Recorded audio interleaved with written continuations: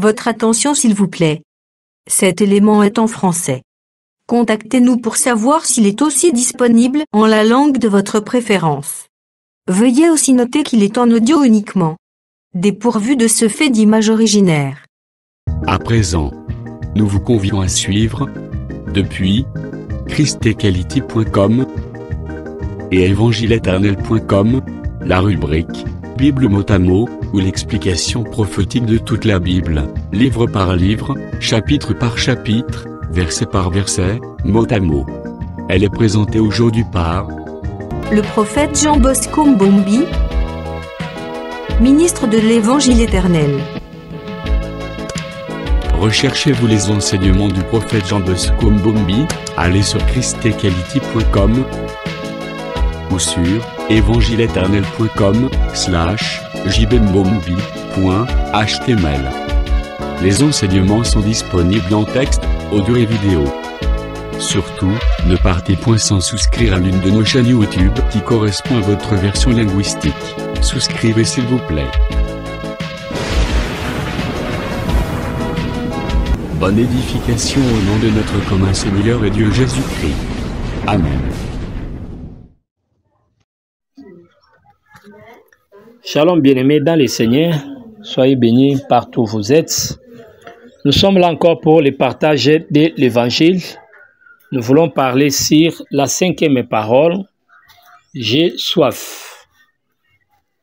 Nous lisons la Bible dans Jean chapitre 19, verset 28. Jean chapitre 19, le verset 28. J'ai fait la lecture.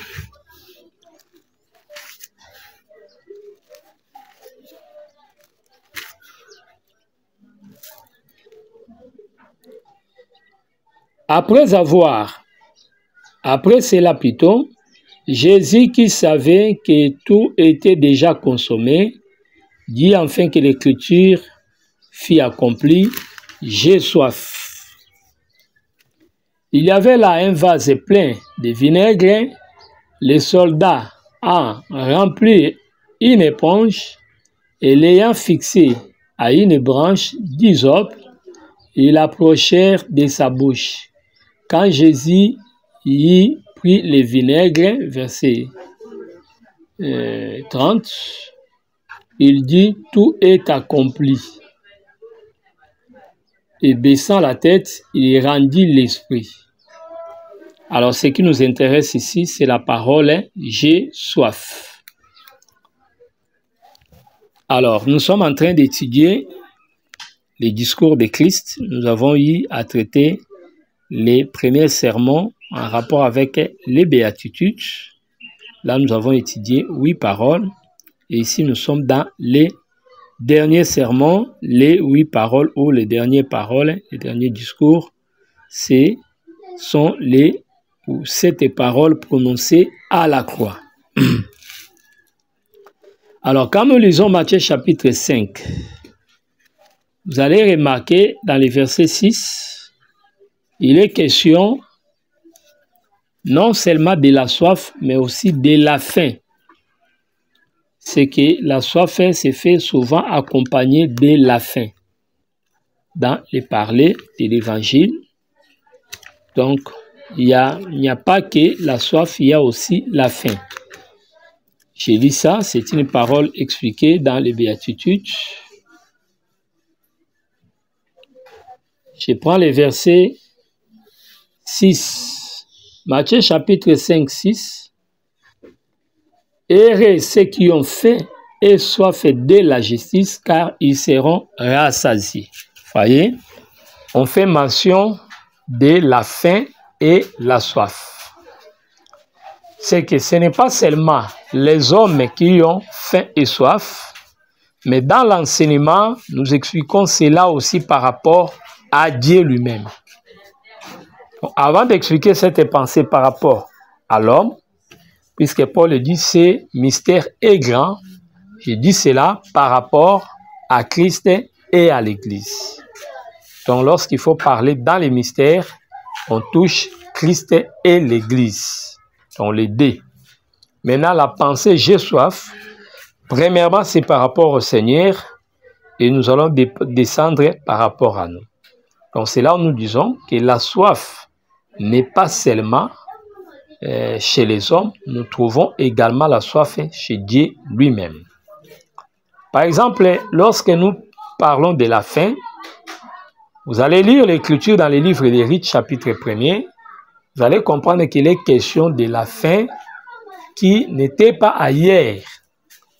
Voyez, mais la faim était dans la terre de Canaan. C'est ce qui fera que Abraham puisse descendre en Égypte. Il y aura la faim, famine dans la terre de Bethléem, ce qui fera que Elimelech puisse aller de l'autre côté. Voyez? Donc là, nous disons la famine qui touche les pays de Canaan, la famine dans ces contextes-là, la famine qui touche aussi les pays de Bethléem, ce n'est pas une famine par rapport à l'homme, mais c'est la famine qui concerne le Seigneur lui-même. Voyez? Puisque notre Dieu, selon le livre d'Hébreux, chapitre 12, quand vous prenez les versets 3 à 5, la Bible dit que le Seigneur est le consommateur de la foi. Voyez? Il est le consommateur de la foi. Voyez? Donc la foi, c'est la nourriture. C'est pour l'homme créé pour adorer Dieu. La foi dans l'homme sur son Créateur était pour le Seigneur une nourriture. C'est ce que nous devons comprendre. Était une nourriture. Mais lorsque l'homme est tombé, donc nous sommes dans une situation où il n'y a plus d'adorateur sur la terre. C'est que l'homme qui croit à son Créateur ne manifeste plus la foi. Il n'adore plus le Créateur. En ce moment-là, nous disons qu'il y a famine. Voyez? C'est que venir acheter l'homme, c'était une démarche qui consistait à mettre la fin, vous comprenez, à la famine qui existait. C'est pourquoi vous allez remarquer, quand le travail sera fait pour que la jeune fille Rite soit sauvée, vous allez remarquer que dès qu'on parlera de la mort d'Elimelech et les deux fils, c'est-à-dire la fin de la loi qui retenait l'homme captif, loin de la foi, directement, la nouvelle viendra. Nous sommes dans Rites, chapitre 1er, 5e verset. On dira que Dieu a visité Bethléem, il y a le pain sur la table. Voyez, c'est que là, ça montre qu'il y a la restauration. Que le Seigneur vous bénisse. De même, la famine dans le pays de Canaan, qui poussera Abraham de descendre. Et il ne va pas descendre seul, accompagné de sa femme Sarah, que nous expliquons comme étant le corps de Christ, c'est-à-dire Jésus. Voyez, donc il était descendu pour que Sarah soit humiliée et que l'abondance rentre dans la terre de Canaan. Donc là, j'explique que la famille ne concerne pas seulement l'homme, ne concerne pas seulement les humains, mais la famille dans la révélation touche aussi le Seigneur lui-même. Que le Seigneur vous bénisse. C'est pour la soif dont il est question ici également. Il est question de la soif du Seigneur. Voyez? Et il a exprimé à la croix. Cette soif-là, ça concernait le Seigneur par rapport à la chute de l'homme. C'est-à-dire l'homme était comme de l'eau à boire que le Seigneur avait perdu. Voilà pourquoi il devait avoir soif. Et quand la rédemption est accomplie et que l'homme est sauvé, c'est en ce moment que Dieu n'aura plus soif, c'est-à-dire sa soif sera étanchée. Que le Seigneur Jésus-Christ vous bénisse. 2 Samuel chapitre 23, 15 à 16, nous allons tirer une pensée pour expliciter ce que je suis en train de dire. Là, il est question de la soif de David. Qui est David? David, c'est le roi. Donc David, c'est le Seigneur. 2 Samuel chapitre 23.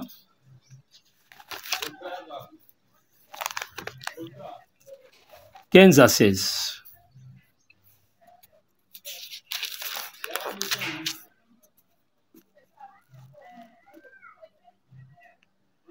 David y a un désir, il dit, « Qui me fera boire de l'eau de la citerne qui est à la porte de Bethléem ?»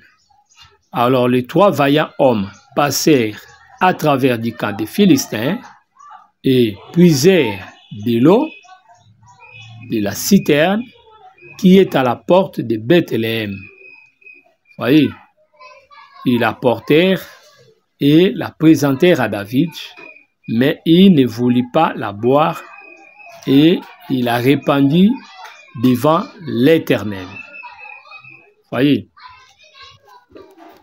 il dit, verset 17, « Loin de moi, ô Éternel, la pensée de faire cela. Boirai-je le sang de ces hommes qui sont allés au péril de leur vie, et ils ne voulurent pas la boire. » Voilà ce qui firent ces 3 hommes. Les 3 hommes sont les vaillants de David. Dans les chiffres 3, nous voyons les chiffres du témoignage. Remarquez là-bas, on est en train d'expliquer comment est-ce que David dit un désir. David qui est le Seigneur, il dira qui me fera boire. Ah, on peut traduire cette pensée en disant j'ai soif. Voyez, le désir de David c'est j'ai soif. Alors qui me fera boire, c'est-à-dire il cherchait quelqu'un qui pouvait étancher sa soif. Cette pensée s'explique dans Apocalypse chapitre 5 de la manière suivante, qui est digne de prendre les livres et d'en rompre les sceaux. Voyez, c'est-à-dire Dieu éprouvait un désir. Ce désir-là, c'était de voir les livres être ouverts. Or, l'ouverture de ces livres-là, c'est ça le salut des âmes. Donc, en quelque sorte, le Seigneur cherchait un sauveur pour les humains. C'est ça la pensée. Donc, lorsqu'il exprime ses désirs de l'autre côté, selon 2 Samuel 23, là-bas on dira qui me fera boire. Voyez? Et la Bible dit que les vaillants sont passés à l'action. C'est-à-dire, les 3 hommes qui ont eu le courage de satisfaire les désirs du roi, d'apaiser sa soif, ils représentaient le Seigneur Jésus-Christ. C'est ce que nous devons comprendre. C'est-à-dire, les autres n'étaient pas dignes, mais les 3 étaient dignes. C'est la même pensée. C'est comme la jeune fille qui avait dansé. Vous voyez, lorsque Salomé avait dansé, en ce moment-là, nous disons qu'il avait étanché aussi la soif du roi. Le désir qui était là, le roi voulait être dans la joie à cause de la personne qui devait danser. Mais nous voyons que les gens n'étaient pas à mesure de le faire, mais sa propre fille va prendre relève. Dans d'autres mots, c'est une fille brave qui s'était levée pour mettre fin à ces défis qui étaient lancés. Donc, cette pensée s'accorde avec les 3 hommes également qui acceptèrent de donner leur vie. Vous voyez, David dit c'est au péril de leur vie. C'est-à-dire qu'ils avaient donné leur vie. C'est ça l'œuvre de Christ. Donc, l'eau ne peut pas venir vers David si les 3 hommes ne passèrent pas à l'action. Vous voyez, ils devaient aller accepter la mort et revenir. Donc, quand ils descendaient, c'est ça la mort de Jésus. Lorsqu'ils sortaient de Bethléem, c'est ça la résurrection de Christ. Donc, voilà comment est-ce que nous pouvons expliquer ça. Les eaux sont représentées, sont expliquées dans les livres d'Apocalypse chapitre 17 verset 15. Les eaux que tu as vues sont des peuples. Voyez, c'est pour lorsque les serviteurs les plus anciens, qui n'est pas Éléazar, lorsque cet homme qui venait de la terre d'Abraham, de l'autre côté là-bas, dans la terre dure, il avait d'abord servi les pères avant de servir Abraham. Donc c'est l'ancien, les plus anciens des serviteurs Donc, c'est quelqu'un qui avait d'abord servi les pères. Par contre, lorsqu'on parle d'Éléazar, c'est un esclave né dans la maison. Vous voyez, par rapport à la loi des esclaves, un esclave qui naît dans la maison devenait automatiquement l'enfant du propriétaire ou du maître. Donc voilà ce que nous devons retenir. Donc cet enfant-là était né dans la maison, donc ce n'est pas lui le serviteur le plus ancien. Donc voilà la différence. Donc les écrivains nous ont induits en erreur et plusieurs prédicateurs répètent cette hérésie. Alors nous disons que ces serviteurs-là étaient venus chercher la femme pour Isaac, le prince. Mais remarquez son langage. Il va demander l'eau. Au fait, la soif qu'il avait, ce n'était pas de l'eau qui coulait, mais la soif qu'il avait, c'était de prendre Rebecca en mariage. Donc, son désir ne se portait pas vers l'eau physique, mais son désir s'est porté vers ce que nous appelons la jeune fille Rebecca. C'est que dans l'explication des choses, Rebecca représentait l'eau. Voyez? Donc, en ces lieux-là aussi, les serviteurs avaient exprimé le désir de la femme par l'eau. C'est que les âmes sont regardées aussi comme l'eau. Voyez? Quand le Seigneur a soif, il a besoin de boire, nous comprenons qu'il a soif des âmes. C'est très, très important. Donc, j'ai soif, c'est par rapport aux âmes. Vous comprenez? Donc là, par rapport au Seigneur, nous disons que lorsque Jésus disait « j'ai soif », étant Dieu, il avait soif des âmes. Voyez? Par sa mort, il avait besoin d'attirer plusieurs, de gagner plusieurs, de ramener plusieurs des enfants de Dieu qui étaient perdus. Voilà la soif qu'il avait. Il a exprimé ça les jours de sa mort pour dire que sa mort devait ramener, devait réconcilier les peuples de Dieu avec leurs créateurs. Donc voilà ce que nous retenons en rapport avec le Seigneur lui-même. Alors au deuxième volet, nous voulons expliquer la pensée « j'ai soif » par rapport au peuple. Très très important. Je touche la pensée qui concerne les peuples. Lorsque le Seigneur dit « j'ai soif », au fait, il représentait aussi l'homme. Puisqu'on avait dit lorsqu'il disait « mon père, pourquoi m'as-tu abandonné ?» Oui, il était abandonné puisqu'il avait porté les péchés, mais il avait exprimé aussi ce qui était arrivé avec Adam en Éden. Donc lorsque Adam quittait, sortait de l'Éden, c'est-à-dire il était comme un bouc émissaire, vous voyez, qui portait les péchés d'Ève et Dieu l'a abandonné. Voyez, donc il est parti comme un pécheur et comme Dieu ne supportait pas les péchés, comme Dieu est saint, Dieu ne devait que l'abandonner.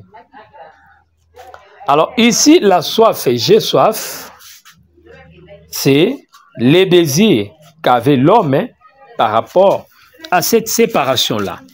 Puisque Dieu a placé dans l'homme la pensée de l'éternité, dit les prédicateurs, c'est-à-dire Ecclésiaste.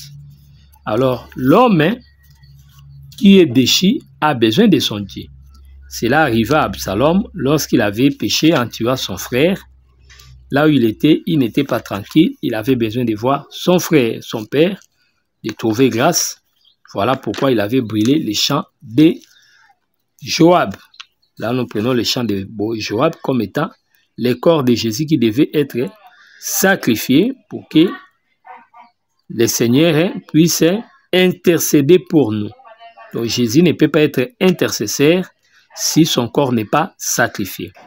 Or, le corps sacrifié, c'est ça, les champs de Boaz, de Joab plutôt, qui sera brûlé afin que cet homme puisse intercéder, afin que Absalom y retourne. Voilà ce que nous devons retenir. Très, très important. Alors, par rapport à Adam, il a éprouvé également la soif. Adam éprouva la soif. Cette soif-là, c'est de retourner auprès de son Dieu.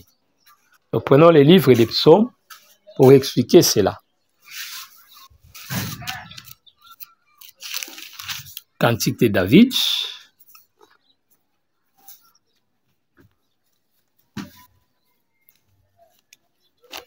Prenons les livres des psaumes.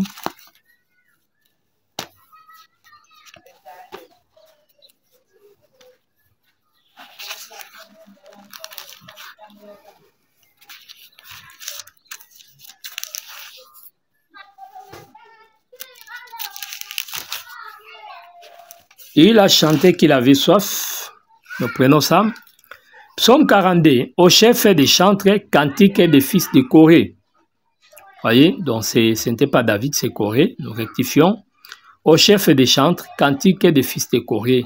Comme une biche soupire après le courant d'eau, ainsi mon âme soupire après toi, ô Dieu. Voyez, comme une biche soupire après les courants d'eau, ainsi mon âme soupire après toi, ô mon Dieu. Que le Seigneur vous bénisse. Nous comprenons par là que Dieu est expliqué comme étant l'eau, c'est-à-dire l'eau parlée du Créateur. La soif du Créateur, c'est ça qu'on exprime aussi, j'ai soif. Voyez? Donc, remarquez aussi ça, Samson, après la grande bataille à Léchi, cet homme était agonisant. Vous comprenez? Mais pour se ranimer, il avait besoin d'eau. Or, l'eau là que Samson cherchait, c'était aussi le Seigneur ou les secours du Seigneur. C'est comme ça que vous allez remarquer que Dieu l'avait secouru comment? Par la sortie de l'eau dans les rochers. La Bible dit les rochers s'étaient fendus et il y avait de l'eau. Samson avait bu. Et là, nous voyons que l'eau prend la nature de l'esprit. Voyez, c'est pourquoi Jésus dit, venez à moi, Jean chapitre 7, quand vous prenez le verset 37, le dernier jour de la fête, venez à moi pour boire de l'eau. Celui qui croira en moi, des fleuves d'eau couleront en son sein.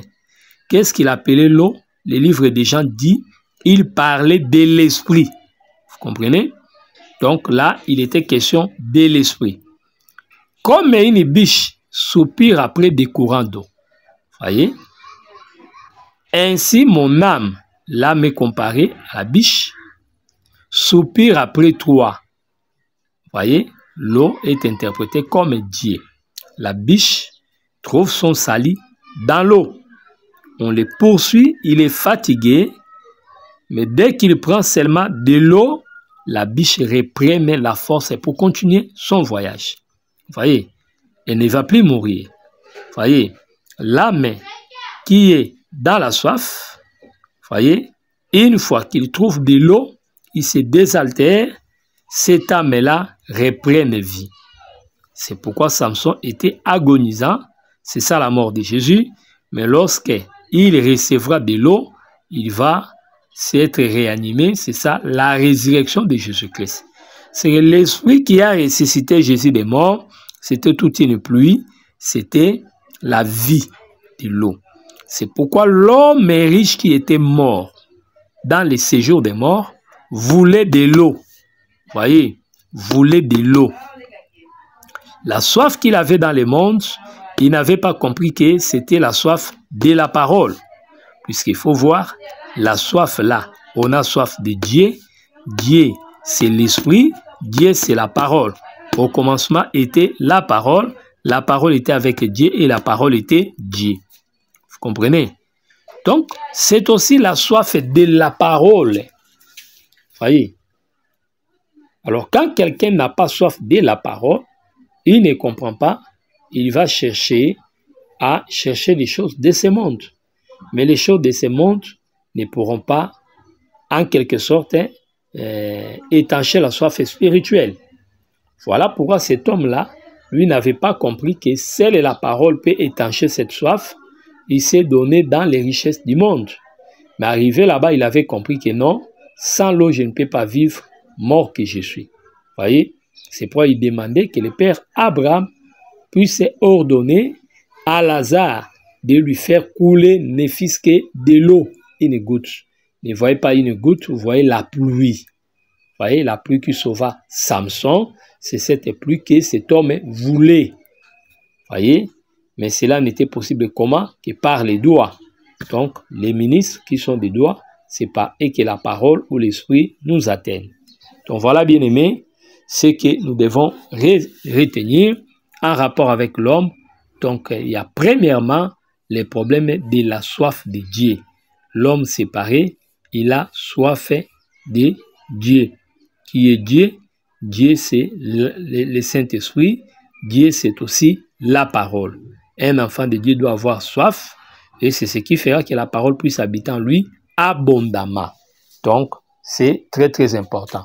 C'est pourquoi quand la parole ne sera plus là, vous allez remarquer, après la dispensation de la grâce, le prophète Amos dit quoi? Amos, chapitre 8, 11e verset. Écoutez ce que dit l'homme de Dieu en rapport avec la soif. Voici les jours viennent, dit le Seigneur, l'Éternel, où j'enverrai la famine dans les pays, non pas, écoutez bien, la disette du pain et la soif de l'eau, mais la faim et la soif d'entendre les paroles. Vous voyez, là, la parole devient de l'eau. C'est très, très important. La soif et la disette d'entendre les paroles.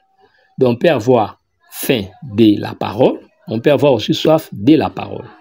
En d'autres mots, on dit aussi on a soif de la parole et on a faim par rapport à la parole et on a soif par rapport à l'esprit. Vous voyez, donc les deux sont mêlés.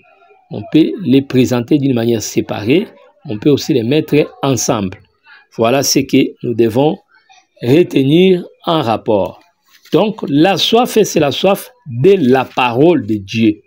Vous voyez, c'est pourquoi, quand nous venons prêcher la parole, nous devons bien prêcher, puisque nous devons comprendre que le peuple qui est là, en face de nous, c'est le peuple qui a soif. Vous voyez, ils viennent pour écouter.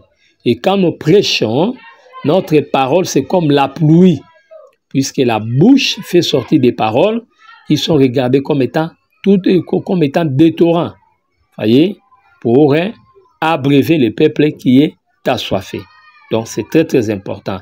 Donc, un ministre doit être le rocher d'Horeb pour donner au peuple de l'eau et que le peuple puisse chanter. Voilà ce que nous devons comprendre. Donc, premièrement, nous définissons cette soif-là comme étant la soif d'entendre la parole de Dieu. C'est la soif qu'on a de Dieu. L'homme est séparé avait soif et le Seigneur est venu se manifester pour étancher cette soif-là. Donc ce n'est pas nous qui l'avons cherché, à vrai dire, mais il est venu se manifester. Nous l'avons cherché en tâtonnant, mais dans son amour, il s'est révélé.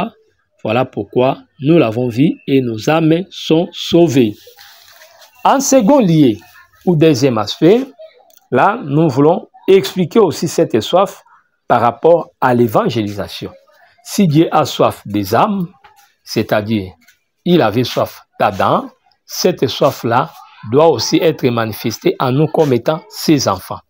C'est-à-dire, un enfant de Dieu doit avoir la soif des âmes.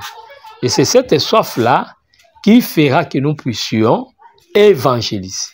En d'autres mots, vous allez remarquer, lorsque Jésus-Christ y soif, il y a eu des gens qui sont allés chercher les vinaigres, voyez, pour lui donner, pour étancher sa soif. Je vais revenir là-bas. Alors, la soif, telle que Jésus était là, puisqu'il faut retenir que Jésus faisait l'hémorragie. Voyez, ayant les meurtrissures au niveau de la tête, ayant les meurtrissures au niveau des bras et au niveau des pieds, Jésus connaissait l'hémorragie. Quand quelqu'un fait l'hémorragie, c'est qu'il aura soif. N'oubliez pas, même chez les médecins, des grands malades ou les accidentés, quand quelqu'un connaît l'hémorragie interne, les signes se manifestent aussi par la soif. C'est pour aux urgences, c'est strictement interdit de donner à un malade, un accidenté, de l'eau. Vous voyez?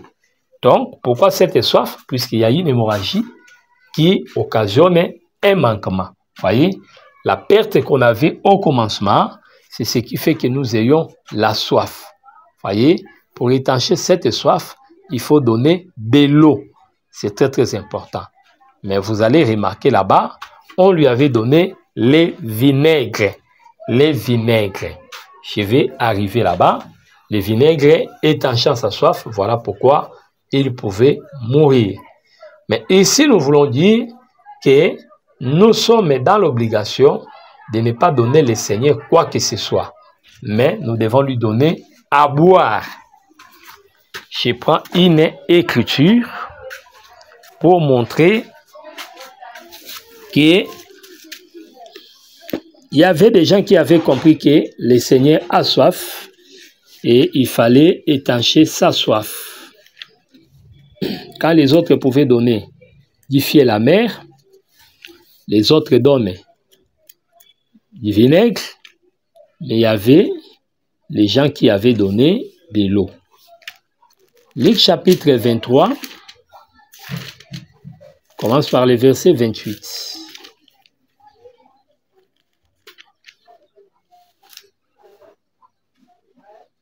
Luc chapitre 23, le verset 28.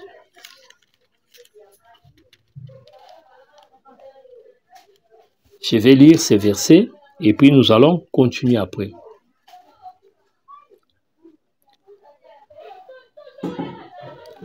Non, je prends 27. Non, 27.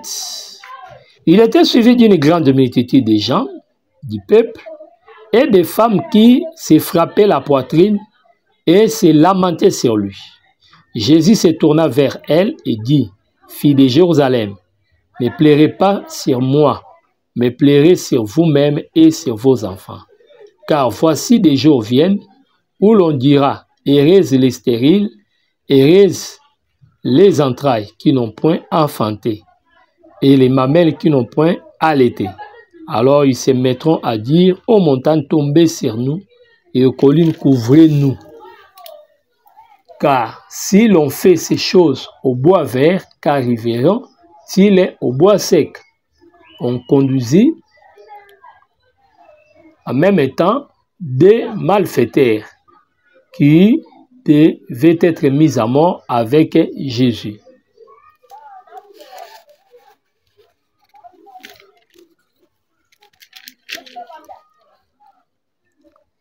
Je prends les versets.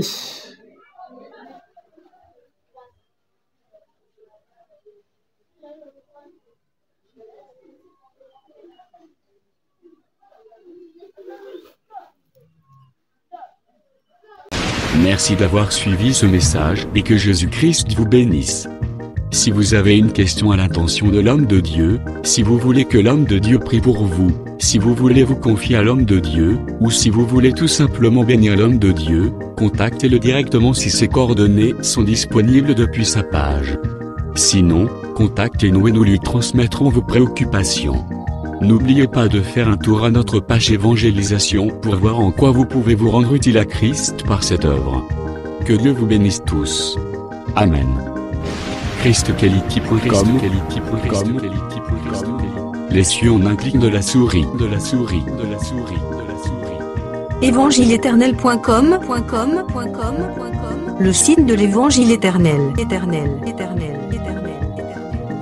Christ Equality Fondation, équilibrer la manne ramassée dans le désert de sorte que chacun ait un maire. Branchez-vous sur ChristEquality.com ou sur évangile-éternel.com et vous attendra au rendez-vous. La radio mondiale évangile-éternel.com, enseignement non-stop. La télé prophétique, évangile-éternel.com TV. Enseignement quantique et documentaire biblique. l'église virtuelle, assemblée et culte de prière des saints, en ligne et en direct. La rubrique Pasteur et thème. Retrouvez tous les ministres de l'Évangile éternel, en vidéo, audio et texte. La rubrique Bible révélée, explication prophétique de la Bible, mot à mot. La rubrique Questions et réponses expose les réponses des ministres à vos questions difficiles et compliquées. La rubrique Prophétie et actualité décrypte pour vous l'actualité en rapport avec les prophéties bibliques. La rubrique Aréopage ouvre à tous, et sans censure, le libre débat et exposition contradictoire. Évangile-éternel.com démystifie au moyen de l'enseignement, des erreurs, des fausses religions, églises, doctrines et philosophies. Nos enseignements confrontent l'apostasie et les idées préconçues pour vous attacher à la saine doctrine. Vous y trouverez de l'exhortation, du réconfort spirituel et de l'incitation à vous sanctifier. Sur évangile-éternel.com, sollicitez une requête de prière, et les ministres et plusieurs implieront pour vous. Retrouvez des cantiques chantés par des saints et des cantiques instrumentaux. Venez y apprendre d'autres langues à travers la Bible audio multilingue. Les enseignements sont en toutes les langues. évangile-éternel.com, le site de l'Évangile éternel. Motivez-nous en souscrivant à l'une de nos chaînes YouTube, celle de votre préférence linguistique. Et venez évangéliser avec nous en partageant, autant que faire se peut, notre site web, nos YouTube channels ainsi que toutes nos publications. Merci de le faire et que Jésus-Christ notre commun Seigneur et Dieu vous bénisse tous. Amen. christequality.com. Les cieux sont à la portée de votre main, juste par un simple clic de la souris. Christ Equality Fondation, équilibrer la manne ramassée dans le désert de sorte que chacun ait un aimère.